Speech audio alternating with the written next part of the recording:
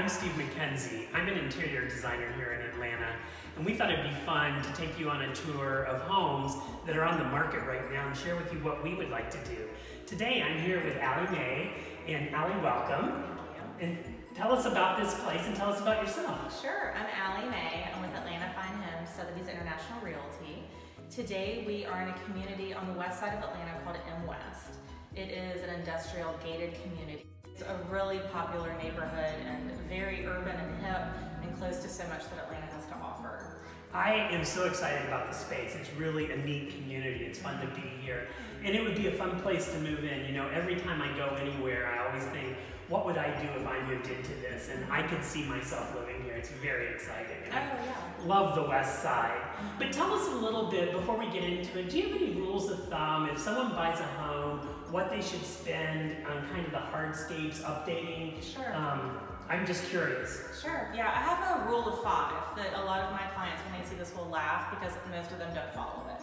My rule of 5 is when you buy something, try to stay there for 5 years. I mean, unless you're an investor going in and flipping property and waiting 2 years to then sell it, and you know exactly what you're doing to get the most equity, I really suggest that 5 years will always bring you good equity. If you are planning on moving before then, try not to spend more than like 10% of your sales price on upgrades and design. Once you get past that 5-year period, you can spend more like 25%. It's just a number that you don't have to strictly go by, but it's a number that'll keep your equity safe and you won't spend more than you have in the property. Sounds like a good rule of thumb, and that's probably what I was thinking about here. Take, for example, this kitchen. I think the bones of this kitchen are great for this industrial space. I would only do a facelift, and I don't think it would cost even nearly 10% of the total cost, which would leave you some money for the bathrooms, perhaps, too.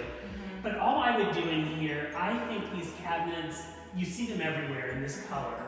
It was really popular when these were built, and I just like to see an update to that. I was picturing painting the cabinets a dark navy. In fact, I've got a navy, it's called In the Navy by Sherwin-Williams. I think it'd be really beautiful on here. And I think it'll just set a nice tone and bring some life to the space. And then I think I would replace the countertops. I've got a quartz here. There's a lot of quartz out there. It's highly durable, which is really good for a space like this. It's great for families. And it's still got the veining, so it's got a nice natural look to it.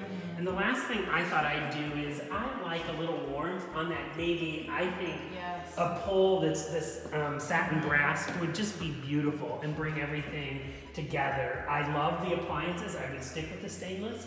The backsplash I could go either way on, but because they take it up, I think it's a nice industrial look, and I would just leave it. Kitchen like this. But instead of an industrial, I like to play off that. I'd like to find an interesting antique piece. Maybe an old wooden bar from an old French bar or something that I think would be a really nice island here to use. Yeah, I like that mix of high and low. I think that's really popular because especially so many of my clients tend to inherit a lot of antiques and don't know what to do with them, but they're really drawn to these contemporary spaces. So I love that incorporation of it. I do too. I like the mix. I feel like if you've got some old and some new, the energy created in the space is very different than if you just stuck vastly with only industrial. It makes it much more interesting. It gives it more personality, which I think is the trend of a lot of design that I'm seeing, is that people, you know, used to adhere to this is the year of all white or whatever it is. Well, I think what I'm seeing is it's the year of your own personality. Show your own style. It's much more interesting. It's going to be your home, so live in it the way you want to live in it.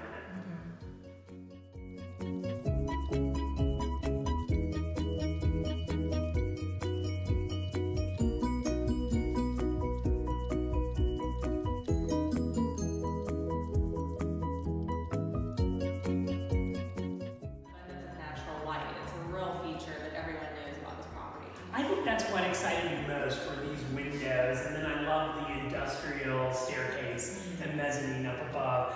I was going to tell you a little bit about what I would do, how I envision this space, because I think you could leave it industrial and cold and feeling very mid-century or modern, but I would like to warm it up a little bit, I think. I love when antiques are used with contemporary, and I think you would naturally gravitate towards contemporary.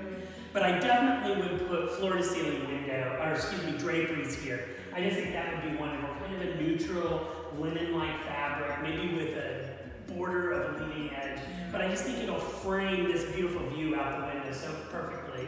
And then on this opposite wall from where we're standing, I would bring in an antique French armoire that was kind of big and put your TV in that. They're so available right now. People are moving away from them. But with this soaring space, I think it could be really gorgeous. But I would counter that with a very contemporary sofa where we are, some beautiful chairs. You've got actually enough space here to do 2 seating areas. I think we could have a couple of club chairs over there with a little quiet area to sit down, talk, read. But then here would be your main conversation and TV watching. And I just think this space is so versatile. There is so much you could do with this.